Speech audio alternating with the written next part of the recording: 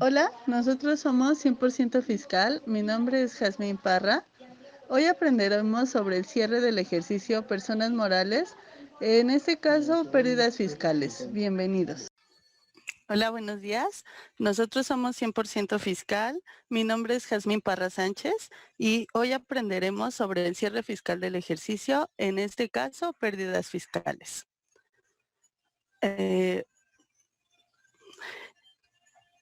¿Qué vamos a considerar dentro de este tema?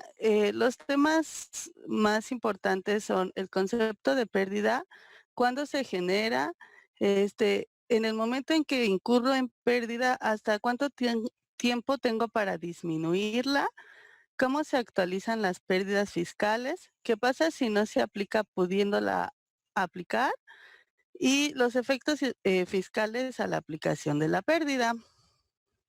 Bueno, el concepto de pérdida nos lo define el artículo 57 de la ley del ISR.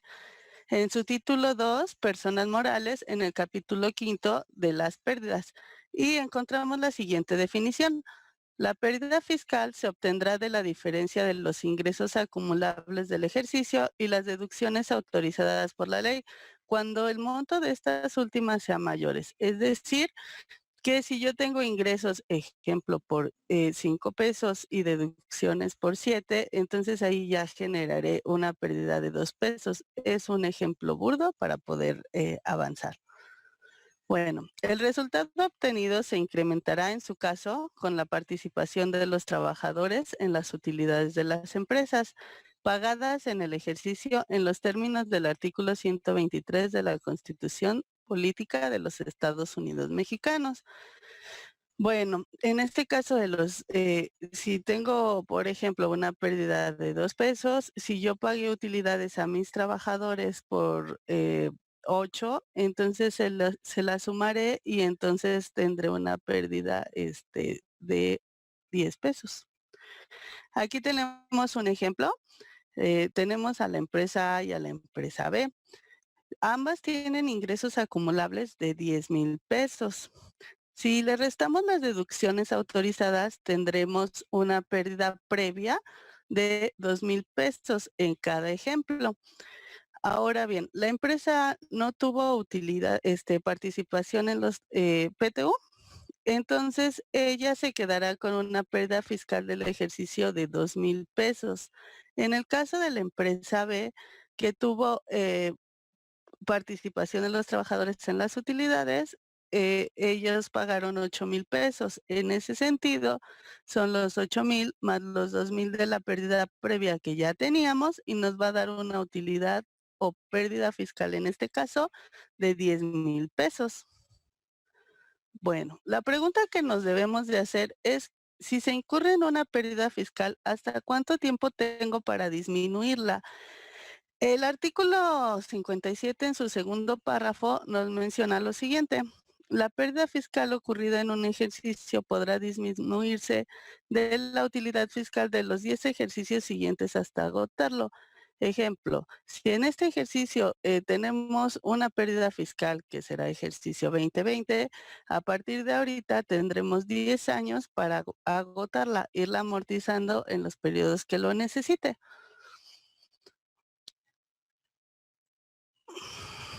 ¿Cómo se actualizan las pérdidas fiscales? Esta es otra pregunta que nos tenemos que hacer, dado que los contadores siempre tendemos a equivocarnos en la actualización. Por eso debemos tener muy claros los momentos en que se actualiza la pérdida. El artículo 57 nos refiere a que la actualización de las pérdidas fiscales se hará en 2 momentos. El primer momento le llamaremos primera actualización y esta dice hacia la letra: el monto de la pérdida fiscal ocurrida en un ejercicio se actualizará multiplicándolo por el factor de actualización correspondiente al periodo comprendido desde el primer mes de la segunda mitad del ejercicio en que ocurrió y hasta el último mes del ejercicio. A veces esto nos confunde un poco, cuál es el primer mes de la segunda mitad, cuál es el último mes de la primera mitad. Entonces, en términos más sencillos, podremos decir, desde el primer mes de la segunda mitad del ejercicio en que sufrirá dicha pérdida y hasta el último mes del mismo ejercicio. Esta pérdida fiscal que ya obtuvimos en el ejercicio lo multiplicaremos por este factor de actualización y esto me dará una pérdida fiscal actualizada. El cálculo para el factor de actualización es el índice nacional de precios al consumidor del último mes del ejercicio en que ocurrió la pérdida. Ejemplo, si tenemos un ejercicio de enero a diciembre, el último mes será diciembre entre el INPC del primer mes de la segunda mitad del ejercicio en que ocurrió la pérdida. En este caso, si tenemos un año completo, de enero a diciembre, la mitad es junio. Y como estamos hablando del primer mes de la segunda mitad, ocuparemos julio. Este es un pequeño ejemplo ya con cifras para que podamos entender un poco más lo que es la primera actualización. La primera actualización, en este ejemplo, la pérdida ocurrió en el ejercicio 2017 y fue una pérdida por 10,000 pesos, siguiendo el ejemplo de ingresos menos deducciones. Ahora bien, como el ejercicio fue completo de enero a diciembre, entonces lo primero que debemos de hacer es calcular el factor de actualización. Para calcular el factor de actualización, ocuparemos los INPCs correspondientes a cada mes. En la primera actualización, como ya les mencioné, nos dice que tenemos que ocupar el último mes. El último mes en este caso será diciembre de 2017. Ahora bien, el primer mes de la segunda mitad, en este caso sería julio 2017. Aquí les puse la tabla de índices de precios al consumidor y si ustedes ven en el ejercicio 2017, eh, los decimales son muchos. La ley nos refiere que para calcular y actualizar pérdidas debemos truncar a 4 cifras. Esto es importante. ¿Por qué? Porque para calcular con exactitud la actualización de la pérdida necesitamos truncar tanto los INPCs como los resultados a 4 cifras. Si no, empieza a variar el importe de la pérdida y esto nos generará problemas en un futuro. Ahora bien, al dividir el INPC de diciembre de 2017 entre julio de 2017 nos dio un factor de actualización de 1.0309.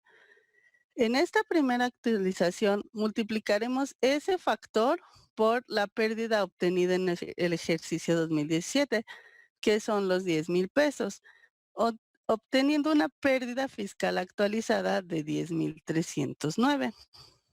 Ahora, cuando hay veces que los ejercicios son impares, que tenemos cortados, por ejemplo, pueden empezar el ejercicio de febrero a diciembre, de marzo a diciembre, de abril a diciembre y subsecuentemente. En estos casos, ¿qué debemos de hacer? Cuando sea impar el número de meses del ejercicio en el que ocurrió la pérdida, se considerará como primer mes de la segunda mitad el mes inmediato posterior al que corresponda a la mitad del ejercicio. El ejemplo para que nos sea más claro es el siguiente. Si tenemos meses pares, es decir, que sean 4, 6, 8, 10, entonces ocuparemos la mitad exactamente. En este caso estamos poniendo que tenemos de julio a diciembre.